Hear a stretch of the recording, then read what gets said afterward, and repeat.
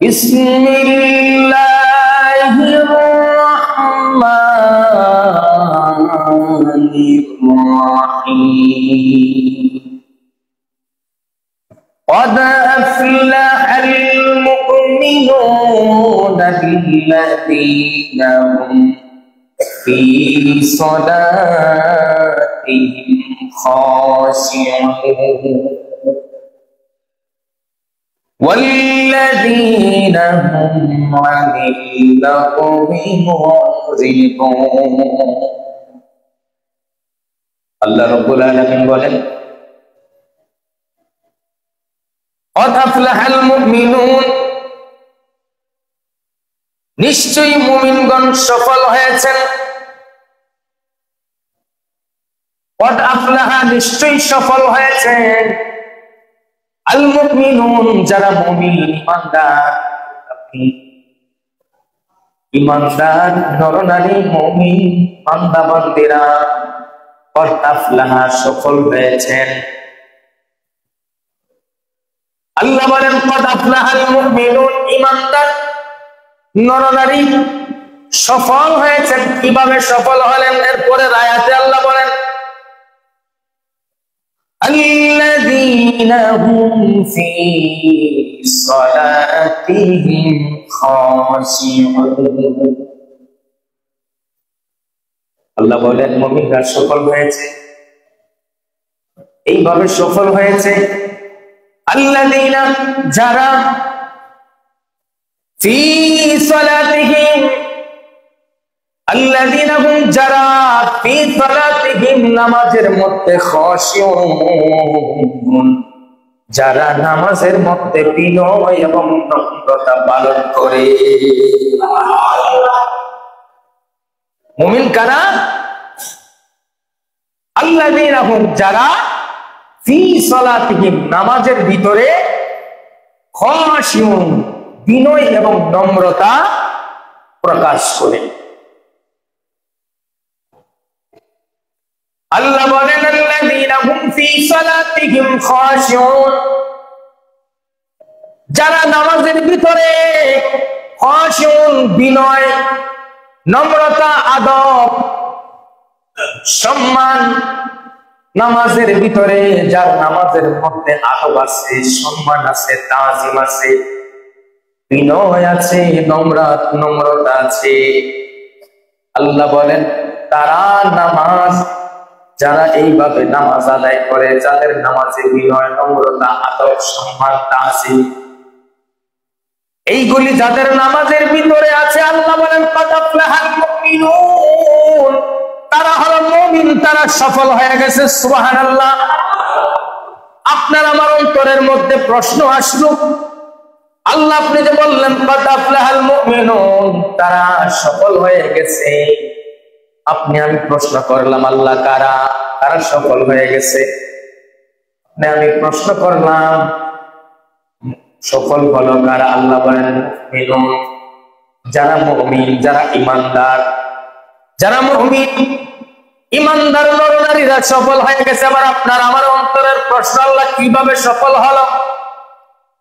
আপনার আমার প্রশ্নের জবাব আল্লাহ আবার সূরা মুমিনের 2 নম্বর আয়াতের মধ্যে আল্লাহ জানায় দিলেন আল্লাযীনা হুম যারা ফি সালাতিহিম তাদের নামাজের মধ্যে খাশিউন যারা তাদের নামাজের ভিতরে বিনয় নম্রতা খুশু পালন করে নামাজের ভিতরে আদবের সাথে নামাজ আদায় করে বিনয়ের সাথে নামাজ আদায় করে নম্রতার সাথে নামাজ আদায় করে যাদের নামাজের ভিতরে বিনয় নম্রতা খুশু আদব সম্মান তাজিম লিহাজ রয়েছে আল্লাহ বলেন তাদের নামাজ আমি আল্লাহর দরবারে সফল হয়ে গেছে। তারা হলো মুমিন বান্দা বান্দি। সুবহানাল্লাহ।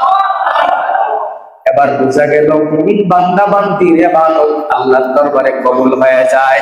কিসের মাধ্যমে কবুল হয়ে যায়?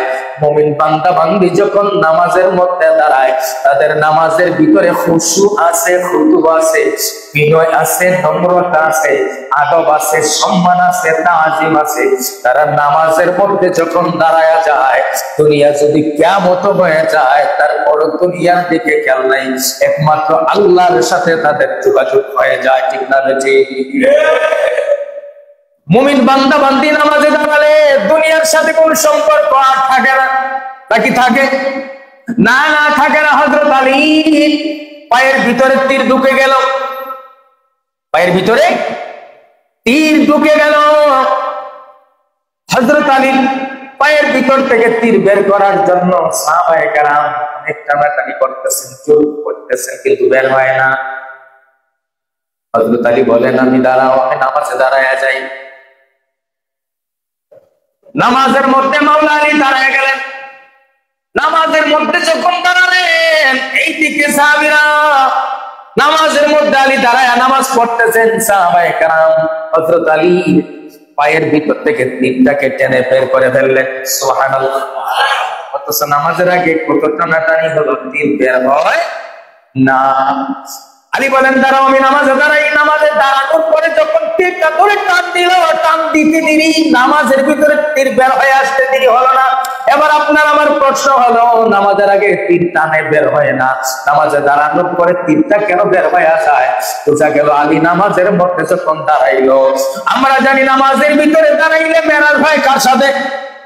আল্লাহর সাথে বান্দার মেরাজ হয়ে যায়। মেরাজ মানে কি? মেরাজ মানে আল্লাহর সাথে বান্দার কথাবার্তা শুরু হয়ে যায়। এবার হযরত আলী নামাজের মধ্যে দাঁড়ালেন। নামাজের মধ্যে দাঁড়ায়া পাঠ করতে লাগলেন, আলহামদুলিল্লাহি রাব্বিল আলামিন। সুবহানাল্লাহ। আলহামদু আমরা যখন বললাম সকল প্রশংসা, সমস্ত প্রশংসা আল্লাহ। আবার জিজ্ঞাসা করে, হে বান্দা, কার জন্য? আমরা বললাম আলহামদু, সকল প্রশংসা আল্লাহ। বলেন কার জন্য? আপনার সাথে সাথে জবাব দিলাম লিল্লাহি, আল্লাহর জন্য। এবার আল্লাহ আবার প্রশ্ন করে, কোন আল্লাহর জন্য? আমরা বললাম রাব্বিল আলামিন, যিনি আমাদের প্রতিপালক, সৃষ্টিকর্তা। সুবহানাল্লাহ। সাথে সাথে জবাব দিয়ে দিলাম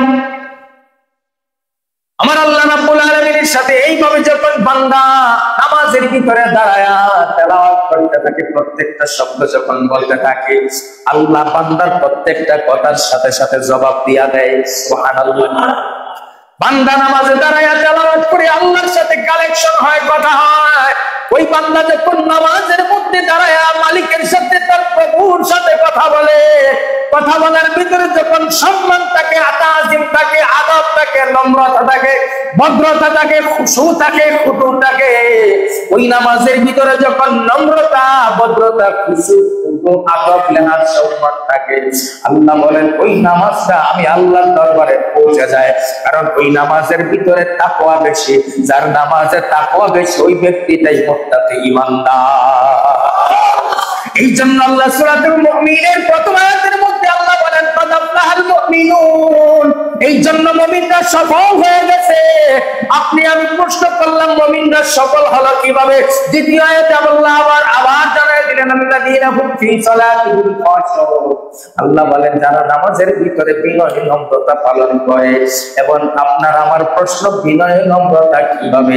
নামাজের ভিতরে দাঁড়ালে পরে একমাত্র আল্লাহর ভয়, আল্লাহকে স্মরণ করে, আল্লাহর সাথে কথা বলা, দুনিয়ার কোনো কিছুর সাথে সম্পর্ক না রাখা, যোগাযোগ না রাখা, একমাত্র নামাজের মধ্যে দাঁড়ালে আল্লাহর ভয় এবং আল্লাহ আমার দিকে তাকিয়ে আছেন ওই চিন্তা করে।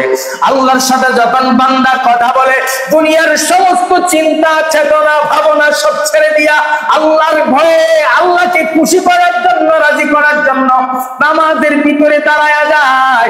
রাসূল বলেন দূর থেকে কোনো মানুষ যদি তার দিকে তাকায়া যদি বুঝতে পারে ব্যক্তিটা নামাজের মধ্যে আছে, তাহলে ওই ব্যক্তিটা সফল হয়ে গেছে।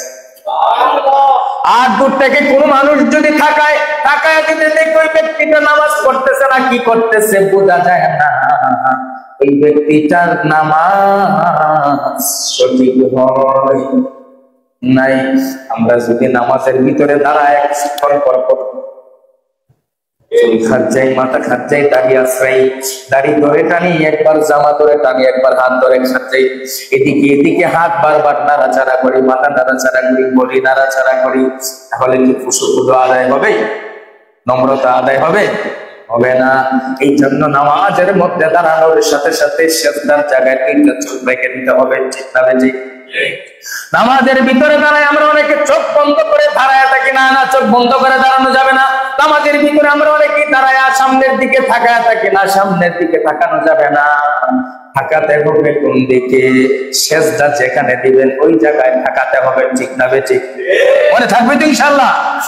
নামাজের ভিতরে যেখানে আমরা সিজদা দেই সিজদার জায়গায় তাকায় থাকতে হবে। আর মনের ভিতরে এই মনোভাব, এই চিন্তা, এই চেতনা মনের মধ্যে আনতে হবে, আমি আমার আল্লাহকে দেখি না, আল্লাহ আমাকে দেখেন। আল্লাহর সামনে আমি দাঁড়াচ্ছি, আমি আল্লাহর সামনে দাঁড়ায় কোনো ধরনের বেয়াদবি করা যাবে না। নম্রতা ভদ্রতার সাথে নামাজ আদায় করতে হবে, আল্লাহর সাথে কথা বলতে হবে। ঠিক আপনি যখন সিজদার জায়গায় তাকায়া তাকায়া আপনার ভিতরে এই চিন্তা, এই চেতনা, এই মনোভাব যখন আনবেন, আল্লাহ আমাকে দেখেন, আমি আল্লাহকে দেখি না, আল্লাহ আমার দিকে তাকায় আছেন, আমি আল্লাহর কুদরতি কদমের মধ্যে সিজদা দিব। আল্লাহ বলেন, বান্দা যখন এই চিন্তা, এই চেতনা নিয়ে, এই মনোভাব নিয়ে, এই নম্রতা, এই ভদ্রতা, এই খুশু, এই খুশু নিয়ে যখন নামাজে দাঁড়ায়া যায়, আর যখন বান্দা বলতে থাকে আলহামদুলিল্লাহি রাব্বিল আলামিন, আল্লাহ বলেন বান্দার প্রত্যেকটা কথার জবাব আমি আল্লাহ দিয়া দেই। এই জন্য ওই যে আমার বন্ধু রজবের 27 তারিখ দিবাগত রাত্রিতে, 26 তারিখ দিবাগত রাত্রিতে, 27 রজবে আমার বন্ধু যখন আসছিলেন, আমাকে যখন বললেন আল্লাহ আমি তোমাকে সরাসরি চর্মচক্ষু দ্বারা, আমার বাস্তব চক্ষু দ্বারা তোমাকে দেখলাম লামকানের মধ্যে বসে, কিন্তু আমার গুনাহগার উম্মতগুলি তো তোমাকে দেখে নাই। আমার মেরাজ হলো তোমাকে দেখলাম, কথা বললাম, আমার উম্মতগুলি তো দেখে নাই। আমার উম্মতগুলি তোমাকে কখন দেখবে? আমার উম্মত তো দেখতে মন চায়। সুবহানাল্লাহ বলেন। আল্লাহকে দেখতে মন চায় কি চায় না? অবশ্যই চায়।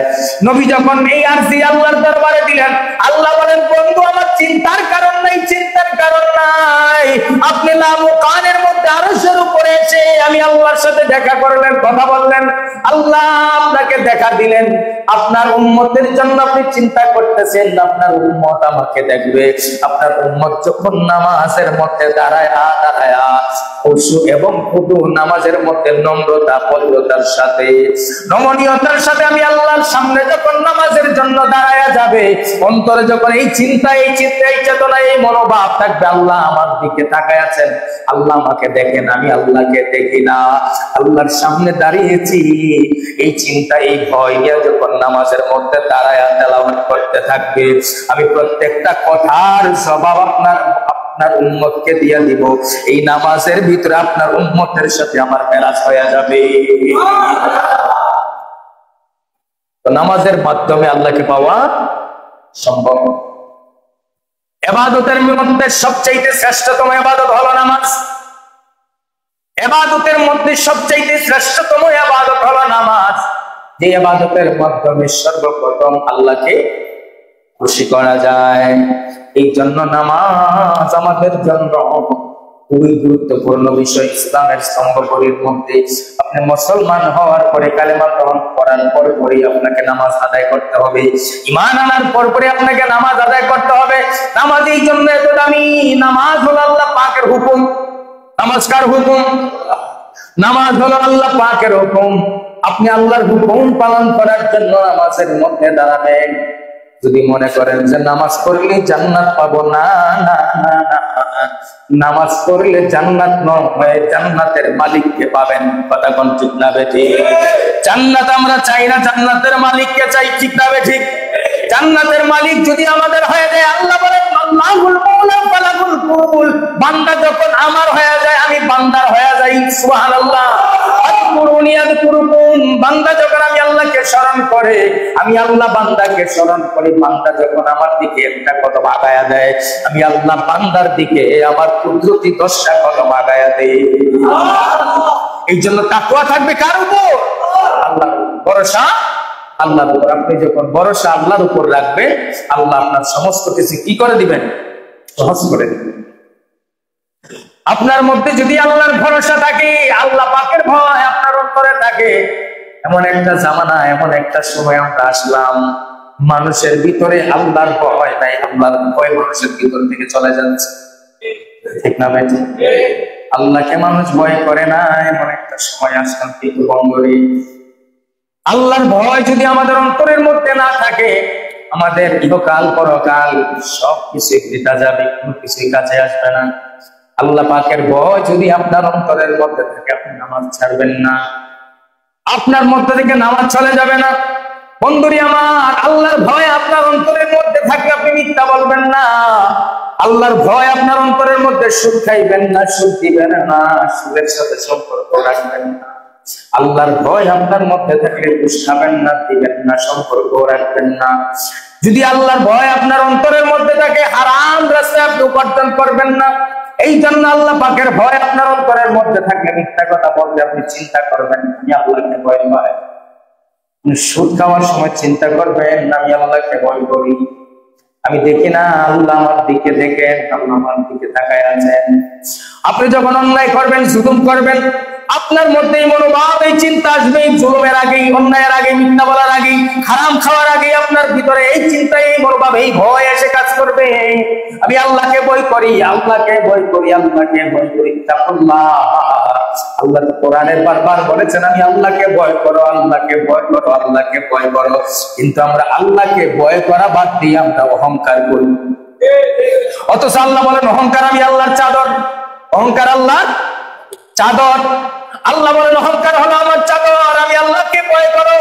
আমি আল্লাহকে ভয় করলে তুমি তোমার দুনিয়ার ভয়, আখিরাতের ভয় আমি আল্লাহ দূর করে দিব। সুবহানাল্লাহ। আমরা বলি কবরে গেলে ভয় লাগে, ঠিক না বেটি? কবরে কি লাইট আছে? বলেন না আছে? থাকবে? দিবে কেউ লাইট? সামিয়ানা আছে? নাই। বিছানা আছে? নাই। কবরে লাইট নাই, আলো নাই, বাতাস নাই, অক্সিজেন নাই, নাই বলতে কিছুই নাই, বিছানা নাই, সব কিছু থেকে আলাদা। অথচ কবরের ভয় আমাদের অন্তরের মধ্যে নাই। একবার চিন্তা করি না কবরের ভিতরে গেলে আমাদের কি হবে? কবরের ভিতরে গেলে আমাদের কি অবস্থা হবে? যখন ফেরেশতা এসে আমাদের সামনে দাঁড়ায়া যাবেন, ফেরেশতা যখন আমাদের সামনে দাঁড়ায়া যাবেন, নবীজি বলেন প্রথম একজন ফেরেশতা এসে ওই পুরুষের ঘুমন্ত অবস্থা থেকে তার দাড়ির মধ্যে টান দিয়ে বসায়া দিবেন। বসানোর পরে তাকে রূহ দেওয়া হবে। রূহ দেওয়ার পরে ওই ফেরেশতা বলবেন বান্দারে তোমার আমলনামা লেখো, আমলনামা লেখো। এবার আমি প্রশ্ন করবো আমলনামা লেখবো কিভাবে? কলম পাবো কোথায়? বলবে তোমার আঙ্গুল কলম। সুবহানাল্লাহ বলেন। তোমার শাহাদাত আঙ্গুল কলম হয়ে গেছে, তোমার শাহাদাত আঙ্গুলকে কলম বানায় নাও। এবার আপনার আমার প্রশ্ন থাকবে কাগজ পাবো কোথায়? বলবে তোমার কাপড়ের কাপড় আছে। সুবহানাল্লাহ। যে এত আমল, এত গুনাহ করেছি, 70, 80, 90, 100 বছর পাইলাম, এত গুনাহ করেছি, কাপড়ের ভিতরে কি জায়গা হবে? হবে। ব্যবস্থা করবেন কে? আল্লাহ করে দিবেন। এবার বান্দা প্রশ্ন করবে কালি পাবো কোথায়? বলবে তোমার থুতু লাগাও। সুবহানাল্লাহ। শাহাদাত আঙ্গুল কি কলম বানাবেন? মুখের থুতুকে লালাকে কালি বানাবেন? কাপড়ের কাপড়কে খাতা বানাবেন? আমলনামা লিখতে শুরু করে দিবেন। নেককার যখন হবে, ইমানদার যদি হয়, জান্নাতি যদি হয়, নেককার যদি হয়, বলতে দেরি হবে, ইমানদার লিখতে দেরি করবে না। সুবহানাল্লাহ। আরো জোরে বলুন সুবহানাল্লাহ। ইমানদারকে বলা হবে তুমি লেখো, ইমানদার লেখা শুরু করে দিবে, চিন্তাও করবে না, কোনো ভয় তার অন্তরের মধ্যে আসবে না, লেখা শুরু করে দিবে, তার আমলনামা লিখে দিবে। তার জীবনের শুরু থেকে বালেগ থেকে মৃত্যু পর্যন্ত তার জীবনে কতটা নেকের কাজ করেছে, কতটা গুনার কাজ করেছে, ফটাফট লিখে দিবে। এবার আসবে বদকারের কাছে, বদকারকে টান দিয়ে বসাবে, রূহ দিবে ভিতরে। ফেরেশতা ডাক দিয়ে বলবে তোমার আমলনামা লিখো। সে বলবে আমি লিখবো কি দিয়া? বলবে তোমার শাহাদাত আঙ্গুলকে কলম বানাও। এবার বান্দা ডান হাতের শাহাদাত আঙ্গুল উঠাবে, ওই আঙ্গুল কাজ করে না, ওই আঙ্গুল কাজ করে না। আবার বাম হাতের শাহাদাত আঙ্গুল দিবে, দেখবে কাজ করে। বলবে কালি পাবো কোথায়? বলবে মুখের কালি বানাও। বলবে খাতা পাবো কোথায়? কাপড়ের কাপড়কে তোমার খাতা বানাও, লেখো। এখন গুনাহগার নেককার বদকার জাহান্নামী লিখতে পারে না, লিখতে পারে না। এবার ফেরেশতা আঙ্গুলের মধ্যে ধরে একটা চাপ দিবে, 70 গজ মাটির নিচে আঙ্গুলটা চলে যাবে। নাউযুবিল্লাহ পড়ে। এতটা কষ্ট হবে শুরুতেই, এখনো প্রশ্ন আরম্ভই হয় নাই। এবার ফেরেশতা হাতের মধ্যে চাপ দিয়ে ধরে তারা তার সমস্ত বদ আমলগুলি লিখতে থাকবে। এবার ফেরেশতাকে বলবে, ফেরেশতা রে, এখনো তো শুরুই হয় নাই, আমার এত কষ্ট হচ্ছে কেন? ফেরেশতা ডাক দিয়ে বলবে, আমার কাজই হলো নেককার এবং বদকারের আমলনামা লেখায়া গলার মধ্যে ঝুলাইয়া দেওয়া। সুবহানাল্লাহ, গলার মধ্যে ঝুলাইয়া দেওয়া। এবার বদকার খুব কষ্ট করে তার আমলনামা লিখবে, শুধু দেখবে তার আমলনামার ভিতরে গুনাহ আর গুনাহ, গুনাহ আর গুনাহ, গুনাহ আর গুনাহ, পাপ আর পাপ। লিখতে চাইবে না, বারবার কষ্ট হবে, তারপর লেখা শেষ হয়ে যাবে। তখন গলার ভিতরে আমলনামাটা ঝুলাইয়া দিবে, ঝুলাইয়া ফেরেশতা চলে যাবে। আবার 2 জন ফেরেশতা আসবে, নাম কি বলেন তো? 2 জন ফেরেশতা আসবেন পরে প্রশ্ন করার জন্য, নাম কি? মুনকার, নাকির। এই 2 জন ফেরেশতা আসবেন। আল্লাহ রাব্বুল আলামিনের হাবিব বলেন, আমার উম্মত যদি নেককার হয়, জান্নাতি হয়, আমলদার হয়, ঈমানদার হয়, ঈমানওয়ালা হয়, আমার এই ঈমানদার উম্মতের জন্য যে 2 জন মুনকার নাকির ফেরেশতারা প্রশ্ন করার জন্য আসবে, তারা যখন আসবেন তাদের চক্ষুগুলো নীল বর্ণের থাকবে। কি বর্ণের? নীল বর্ণের। অনেক সুঠাম দেহের অধিকারী, বোঝা যাবে জমিনে পা আর আকাশে তাদের মাথা, চেহারা এত বিকট থাকবে, কিন্তু ঈমানদার দুনিয়ার মধ্যে আল্লাহকে ভয় করে নামাজ আদায় করেছে। ঠিক না বেঠিক? ঈমানদার দুনিয়ায় আল্লাহকে ভয় করে রোজা আদায় করেছে, হজ করেছে, যাকাত দিয়েছে, হালাল পথে উপার্জন করেছে, হালাল খেয়েছে, দুনিয়ার মধ্যে সমস্ত অন্যায় ছেড়ে দিয়েছে, একমাত্র আল্লাহকে ভয় করেছে। আল্লাহ রাব্বুল আলামিনের হাবিব বলেন, ঈমানদার যে দুনিয়ায় আল্লাহর ভয়ে ইবাদত করেছে, গুনার কাজ করে নাই, অন্যায় করে নাই, কবরের ভিতরে ফেরেশতা যখন তার সামনে হাজির হয়ে যাবে, আল্লাহ রাব্বুল আলামিন কবরের ভিতরে ঈমানদারের কলিজা থেকে ভয়টা দূর করে দিবে। ঈমানদার এই বিকট চেহারা, নীল বর্ণের চোখ, তাদের চেহারা দেখে, চোখ দেখে ঈমানদার মুচকি মুচকি হাসতে থাকে, কোনো ভয় থাকবে না, তাদের কোনো ভয় থাকবে না, মুচকি মুচকি হাসবে। কেন? ভয় নাই, ভয় তো দুনিয়ায় শেষ। কবরে যাওয়ার আগে ভয় কি করেছে? দূর করে ফেলেছে। এবার প্রশ্ন করা শুরু করবে। 2 জন ফেরেশতা সামনে হাজির হয়ে যাবে, হাজির হয়ে ঈমানদারের প্রশ্ন করবে, মার রাব্বুকা, মার রাব্বুকা প্রশ্ন করা হবে। এবার আল্লাহ ঈমানদার বান্দা বান্দি বলবে, মার রাব্বুকা। তখন ঈমানদার বলবে, রব্বি আল্লাহ। আবার দ্বিতীয় প্রশ্ন করা হবে, মা দীনুকা। তখন ঈমানদার ডাক দিয়ে বলবে, দীনি আল ইসলাম। আবার 3 নাম্বার প্রশ্ন করা হবে, মা কুনতা তাকুলু ফি হাক্কি হাযার রাসূল। ওই যে দেখা যায় ওই ব্যক্তি সম্পর্কে তোমার ধারণা কি, ওনাকে তুমি চিনো নাকি? এবার ঈমানদার যখন তাকাবে, তাকানোর সাথে সাথে নবীজি বলেন, মদিনা থেকে ঈমানদারের কবর পর্যন্ত আল্লাহ পর্দাটা উঠায়া দিবে। পর্দা উঠায়া দিবেন, ঈমানদার যেন নবীকে সরাসরি দেখতে পারে। সুবহানাল্লাহ বলে। এবার ঈমানদার যখন তাকাবে, ফেরেশতা যখন আঙ্গুল দিয়ে ইশারা করে বলবেন, ওনাকে তুমি চেনো নাকি, ওনার সম্পর্কে তোমার ধারণা কি? নবীজি বলেন, মদিনা থেকে আমার ঈমানদার উম্মতের কবর পর্যন্ত পর্দাটা আল্লাহ উঠায়া দিবেন। ঈমানদার আমার দিকে তাকাবে, তাকানোর সাথে সাথে আমি নবী একটা মুচকি হাসি দিব। আমার মুচকি হাসি দেখে আমার ঈমানদার উম্মত বলবে, আমার দয়াল নবী ছাড়া আর কেউ না। সুবহানাল্লাহ। মাস্টার সাথে সাথে ছিঁড়ে ফেলবে।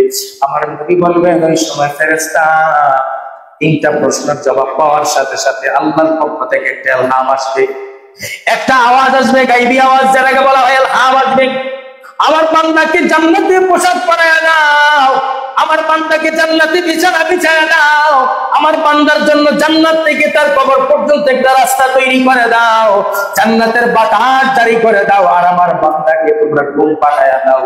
নতুন দুলহা, নতুন বর, নতুন জামাই যেইভাবে ঘুমায়া যায়, দুনিয়ার কোনো কিছুর ঠেক থাকে না, হুঁশ থাকে না, আমার বান্দাকে নতুন দুলহার মতো ঘুম পাড়ায়া দাও। নতুন দুলহার মতো যখন ঘুম পাড়ায়া দিবে, যেই দিন ইসরাফিল সিংহার মধ্যে ফুঁক দিবেন, ওই নতুন দুলহা ওই দিন ফুঁক আওয়াজ পায়া দাঁড়ায়া যাবে, কোনো কিছু ঠেক থাকবে না, তত আরাম।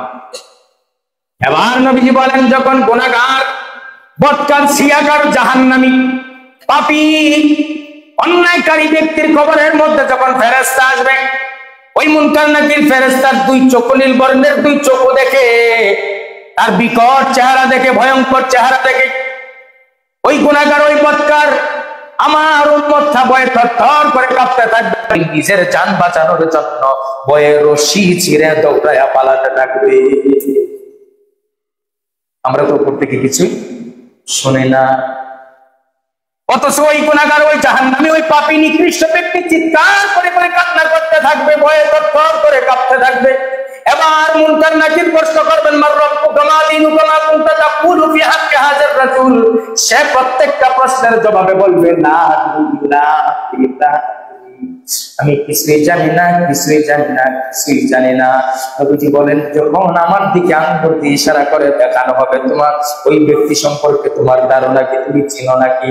নবীজি বলেন, ইমানদারের জন্য পর্দা ওঠানো হয়, কিন্তু মুমিন বান্দা বান্দি ছাড়া গুনাহগার জাহান্নামের জন্য আমাকে দেখানো হয় না, আমাকে আর দেখতে পারে না, আমাকে দেখতেও পারে না, চিনতেও পারে না। সে বলে, লা আদরি, আমি কিছুই জানি না।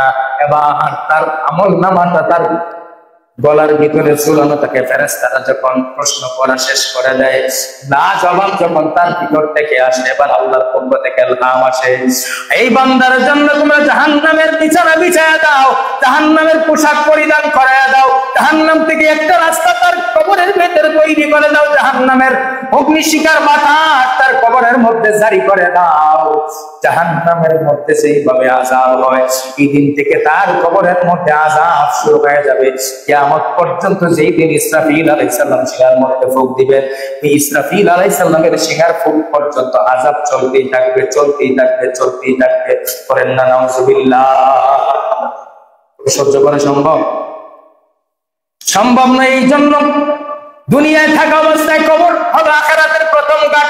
এই প্রথম ঘাটে, প্রথম পরীক্ষায় যাওয়ার আগে এই দুনিয়ায় থাকা অবস্থায় আপনার আমার ইমানকে মজবুত করার দরকার আছে না নাই? কথা বলেন না, আছে না নাই? নাকি ইমান ছাড়া যদি কবরে যায় লাভ হবে? এই জন্য ইমানকে মজবুত করে ধরে রাখতে হবে না। শেষ জামানা ফিতনার যুগ, ফাসাদের যুগ, ইমান হারানোর যুগ। ইমানটাকে শক্তিশালী করতে হবে, মজবুত করে ধরে রাখতে হবে, আর এমন ভাবে আমলগুলোরে সুন্দর করতে হবে, আমলগুলো এমন ভাবে করতে হবে সেই আমলের ভিতরে আল্লাযীনা হুম ফি সালাতিহিম খাশিউন, যার নামাজের ভিতরে বিনয় নম্রতা আছে, ওই ব্যক্তিটাই আল্লাহর কাছে সফল হয়ে গেছে। সুবহানাল্লাহ।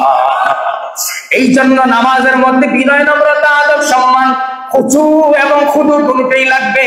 এই জন্য নামাজ, রোজা, হজ, যাকাত প্রত্যেকটা ইবাদতের ক্ষেত্রে আল্লাহ পাকের ভয়, আল্লাহ পাকের ভয়, রাসূল পাকের মহব্বত এবং সম্মান রেখে, আদব রেখে, খুশু এবং খুদু রেখে প্রত্যেকটা ইবাদত বন্দেগী যদি আপনি আদায় করে ঈমানকে আঁকড়ে ধরে ইবাদত করতে থাকেন, বন্ধুগণ আমার ঈমানদার মুত্তাকি বান্দা বান্দি যখন আপনি হয়ে যাবেন, খোদার কসম লাগে যখন মরণের সময় আজরাইল আসবেন, আজরাইলকে দেখে ভয় লাগবে না, ভয় লাগবে না।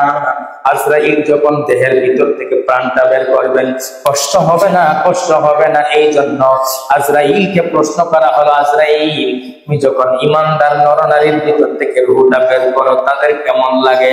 আমার দয়াল নবী জবাব দেন, দুনিয়ার উম্মত শুনো, যখন কোন ঈমানদার নরনারীর ভিতর থেকে আজরাইল রূহটা বের করে, একটা ছোট বাচ্চা, নাবালেগ বাচ্চা, একটা দুধ খায় এমন বাচ্চা যখন মায়ের কোলের মধ্যে ঘুমায়া ঘুমায়া দুধ খায়, মা যেভাবে তার বুকের মধ্যে বাচ্চাটাকে আজায়া ধরে চাপ দিয়া ধরে দুধ পান করায়, ইমানদার নরনারীর ভিতর থেকে যখন রুহটা বের হয়ে যায়, ঠিক আজরাইল যখন রুহটা বের করে, একটা ছোট বাচ্চা দুধ পান করার সময় যেভাবে মা চাপ দিয়ে ধরে, ঠিক তেমনই ভাবে বোঝা যায় আজরাইল একটা চাপ দিল তার জন্য এত সহজ হয়ে যায়।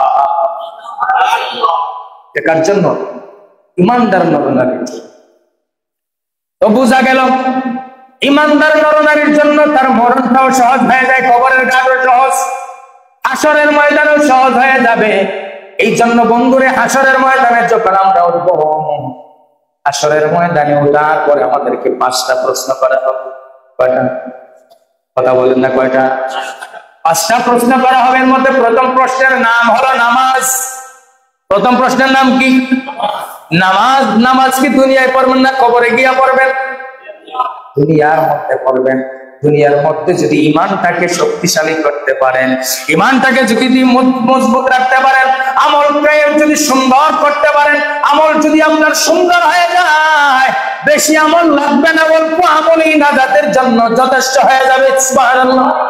আমার নবী বলেন ভুরি ভুরি আমল লাগবে না, উট পাহাড় পরিমাণ আমল লাগবে না।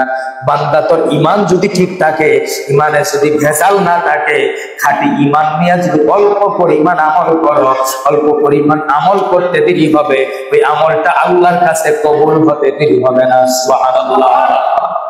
বন্ধুরে আমার, এই জন্য এই ফিতনার যুগে, ফাসাদের যুগে আমলটাকে শক্তিশালী করে ধরে রাখতে হবে, যেন কোনো ইমান চুরি ইমান নিয়ে না যেতে পারে, যেন কোনো ইমান চুরি ইমানের ভিতরে ভেজাল ভাইরাস না ঢুকাতে পারে।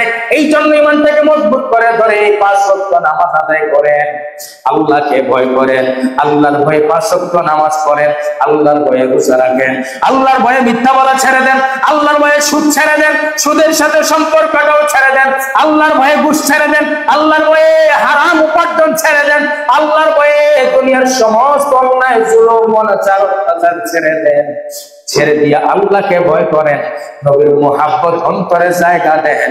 আপনি যখন সিজদার মধ্যে চলে যাবেন, মাটি চিৎকার করে করে বলতে থাকবে, আল্লাহ তোমার বান্দা ইমানদার, ইমানদার বান্দা বান্দি তোমার জমিনের মধ্যে, আমি জমিনের বুকের মধ্যে যখন সে তার সিজদাটা দিল, তার যখন নাক এবং কপালটা ঠেস দিয়া জমিনের মধ্যে লাগায়া দিল মাটি, এমন ভাবে চিৎকার করে বলতে থাকে, আল্লাহ তোমার ইমানদার বান্দা বান্দি যখন আমার জমিনের মধ্যে বুকের মধ্যে, আমি জমিনের বুকের মধ্যে যখন নাকটা কপালটা ঠেস দিয়া ধরে, আর যখন বলে সুবহানা রাব্বিয়াল আ'লা, এই বলে বলে যখন বান্দা চিৎকার করতে থাকে, জমিন ডাক দিয়া বলে, আল্লাহ তোমার বান্দা সিজদা এত ভারী হয়ে গেছে, আমি জমিন সহ্য করতে পারতেছি না, তোমার বান্দাকে মাফ করে দাও। এই জন্য বান্দার সিজদাটা আল্লাহ বেশি পছন্দ। বান্দার কোন জিনিসটা আল্লাহ বেশি পছন্দ করে? সিজদা বেশি পছন্দ। আরেকটা জিনিস বান্দার বেশি আল্লাহ পছন্দ করেন, এটা হলো চোখের পানি। ফালিয়াদহাকু কালিলা ওয়া লিয়াবকু কাসীরা, বেশি বেশি করে কাঁদো আর কম কম করে হাসো। বান্দা যখন মুসিবতে পড়ে যায়, বান্দা যখন কষ্ট পায়, বান্দা যখন কোনো কিছু চায়, তখন মালিকের কাছে 2টা হাত বাড়ায়। বান্দা যখন মালিকের কাছে 2টা হাত বাড়ায়, বিপদে পড়ে, অসুস্থ হয়ে, মুসিবতে পড়ে, কষ্ট পেয়ে, বান্দা যখন নিরুপায় হয়ে, নিরাশ্রয় হয়ে মালিকের দরবারে 2টা হাত বাড়ায়, যখন বান্দা চোখ থেকে পানিগুলি ছেড়ে দেয়, ওয়ালিয়াবকু কাসীরা, বান্দা যখন কান্না করে, আল্লাহ ডাক দিয়ে বলেন, বান্দার কান্নাটা, বান্দার চোখের পানিটা আমি আল্লাহর কাছে বড় ভালো লাগে। বান্দা যখন চোখ থেকে পানি ছেড়ে ছেড়ে আমি আল্লাহর দরবারে কান্না করে বলে, আল্লাহ আমি বিপদে পড়ে গেছি, বিপদ থেকে উদ্ধার করে দাও, আমি মুসিবতে পড়ে গেছি, মুসিবত থেকে উদ্ধার করে দাও, আমি অসুস্থ হয়ে গেছি, অসুস্থতা থেকে দূর করে দাও, আমি পেরেশানির মধ্যে আছি, পেরেশানি থেকে মুক্ত করে দাও, আল্লাহ আমি ঋণের মধ্যে আছি, ঋণ থেকে মুক্ত করে দাও, আমার বিভিন্ন সমস্যায় জর্জরিত সমস্যাগুলি সমাধান করে দাও। এই বলে যখন বান্দা আল্লাহর কাছে কাঁদে, আল্লাহর কাছে যখন কাঁদে, আল্লাহ বলেন বান্দার চোখের পানি চোখ থেকে গড়ায়া নাকের ডগায় আসার আগে আগে আমি আল্লাহর পাকটা দোয়া কবুল করে দেই। চোখের পানির দাম আছে না নাই? এই জন্য যখন মোনাজাত করবেন, তখন চেষ্টা করবেন কান্নার করার, কান্না আসে না কান্নার ভাব করার, কান্না আসে না কান্নার ভাব করার, দিলের ভিতরে অন্তরের ভিতরে ওই সময় আল্লাহকে বেশি বেশি স্মরণ করার, আল্লাহর কাছে অসহায়ের মতো চাওয়া। দেখবেন একটা ভিক্ষুক, একটা ফকির যখন আপনার কাছে আসে, খুব বিনতি বিনয়ের সাথে নম্রতার সাথে তখন আপনার কাছে ভিক্ষা বারবার চায়, একবার চাইলো আপনার মন নরম হয় না, আবার চাইলো নরম হয় না, আবার চাইলো নরম হয় না, আবার চাইলো নরম হয় না, আবার যখন বললো ভাই দেন না 5টা টাকা, যখন মুখটারে লেখা করে, মুখটাকে নরম করে, তখন কান্নারত চেহারা বানায়, যখন আবার বলে আমাকে ভাই সাহায্য করেন, সহযোগিতা করেন, আল্লাহর রাস্তে আমাকে কিছু দেন, সাথে সাথে আল্লাহ আপনার দিলটা নরম করে দেয়, আপনি ভিক্ষুককে ভিক্ষা দিয়ে দেন। এই জন্য আল্লাহ বলেন বান্দা যখন বারবার আমার কাছে চায়, আমি আল্লাহর কাছে বড় ভালো লাগে। বান্দা যখন চায় আল্লাহর কাছে কি লাগে? ভালো লাগে। আর আমরা দোয়া না করি, কথা বলেন, আমরা দোয়া না করি কি করি? দৌড় এই দিকটা সালাম ফিরানোর সাথে দিকটা দৌড়াদৌড়ি শুরু, কোনোরকম মসজিদ থেকে বের হয়ে যায়, কোনোরকম মসজিদ থেকে বের হয়ে যায়, কোনোরকম মসজিদ থেকে বের হয়ে যাওয়ার চিন্তা যদি থাকে, আল্লাহ দিবে, চাইতে হবে না। আপনি বলেন হ্যাঁ নামাজের ভিতরে সব চাইয়া লাইছে, নামাজের ভিতরে কি মনের ভাব প্রকাশ হয়েছে? হাত তুইলা চাইলে তো আল্লাহ খুশি হন, সুবহানাল্লাহ। হাত তুইলা তো নবীজি চাইছেন, আপনি চাবেন না? আপনি তো নবীর উম্মত, নবীর কি কোনো কিছুর অভাব ছিল? কথা বলেন, অভাব ছিল? নবী যদি আল্লাহর কাছে বলতেন উহুদ পাহাড়টা স্বর্ণ বানাইয়া দেন, আল্লাহ দিতেন না? দিতেন কিনা? দিতেন। নবী আল্লাহর কাছে চাইছেন, নবীজির বগল পর্যন্ত দেখা গেছে, সুবহানাল্লাহ বলেন। নবীজি যখন আল্লাহর কাছে হাত বাড়াইতেন, নবীজির বগলের ঘামের যে একটা সুঘ্রাণ, মেশক আম্বরের ঘ্রাণ, সাহাবায়ে কেরাম বলেন নবী যখন আল্লাহর কাছে হাত বাড়াতেন, নবীজির বগলের ঘামের মেশক আম্বরের ঘ্রাণ আমাদের নাকের মধ্যে চলে আসে। আর আপনি আমি না চাই দৌড়, আমরা না চাই দৌড় দেই কেন? আল্লাহর কাছে চাইলে খুশি হয়। আল্লাহ বলেন বান্দা যত চায় আমি তত খুশি, বান্দা যত চায় তত আমি খুশি হই। বান্দা যখন চাইতে চাইতে কান্না করে দেয়, চোখ থেকে যখন পানি চলে আসে, বান্দার চোখের পানি আমার কাছে সবচেয়ে বেশি ভালো লাগে। চোখের পানি দেখতে দেরি হয়, আমি আল্লাহ বান্দাকে মাফ করে দিই। আল্লাহর কাছে চাওয়ার দরকার আছে না নাই? বন্ধুগণ আমার, এই জন্য আল্লাহর কাছে চাওয়ার মাধ্যম হলো নামাজ। নবীজি বলেন 2 সময়ের দোয়া কবুল হয়ে যায়, একটা হলো ফরজ নামাজের পরে। ফরজ নামাজের পরে দোয়া করলে দোয়া কবুল হয়ে যায়। নামাজ পড়ে দৌড় দিবেন না। দুনিয়ায় কত সময় কত দিকে নষ্ট করে ফেলেন, আপনি মসজিদ থেকে তাড়াতাড়ি বের হওয়ার জন্য দৌড় শুরু করেন, অথচ এই সময়টাই কাল কিয়ামতের ময়দানে আপনার জন্য নাজাতের রাস্তা বের করে দিবে। কথা বল ঠিক না বেঠিক? আপনি বলবেন আমার দোয়ার প্রয়োজন নেই, অবশ্যই প্রয়োজন আছে, প্রয়োজন আছে। আপনি নেককার হতে পারেন, আমরা সবাই তো নেককার না, আমরা সবাই নেককার না, কিন্তু একজন নেককারের কারণে সবার দোয়া কবুল হয়ে যায়। নবীজি বলেন ফরজ নামাজের পরে দোয়া করলে দোয়া কবুল হয়ে যায়। এই জন্য ফরজ নামাজের পরে দোয়া করবেন, কারণ ফরজ নামাজের পরে আপনি যাই বলতেছেন না কেন, সবাই তো আমিন আমিন বলতেছে, ঠিক না বেঠিক? আমিন আমিন যখন বলে আল্লাহ কবুল করো, আল্লাহ কবুল করো, আল্লাহ এই জায়গার ভিতরে যারে ভালো লাগে তার জবানের দিকে তাকায়া, তার হাতের দিকে তাকায় দোয়া কবুল করে নেয়। আরেকটা সময় হলো তাহাজ্জুদের সময়, শেষ রাত্রিতে দোয়া কবুল হয়ে যায়। এই 2টা সময় দোয়া কবুল হয়, এই জন্য ফরজ নামাজের পরে আর শেষ রাত্রিতে আল্লাহর দরবারে চাইবেন, দোয়া কবুল হয়ে যাবে। সুতরাং নামাজ যদি আপনি পড়েন, নামাজ যদি পড়েন, নামাজের ভিতরে যদি নম্রতা থাকে, ভদ্রতা থাকে, খুশু থাকে, খুজু থাকে, তাহলে আল্লাহ রাব্বুল আলামিন আপনাকে সফল করে দিবেন, সফল করে দিবেন। শুধু সফল করে দিবেন না, আফলাহাল মুমিনুন, আল্লাহ বলেন সফল শুধু নয়, আমার ওই বান্দাকে, ওই বান্দিকে আমি ঈমানদার বলে স্বীকৃতি দিয়া দেই। জান্নাত আল্লাহ ঈমানদার নরনারীর ইজ্জত বানাইছেন। এই জন্য নামাজ, 5 ওয়াক্ত নামাজ পড়তে হবে, ঠিক না বেঠিক? নামাজ হুকুম কার?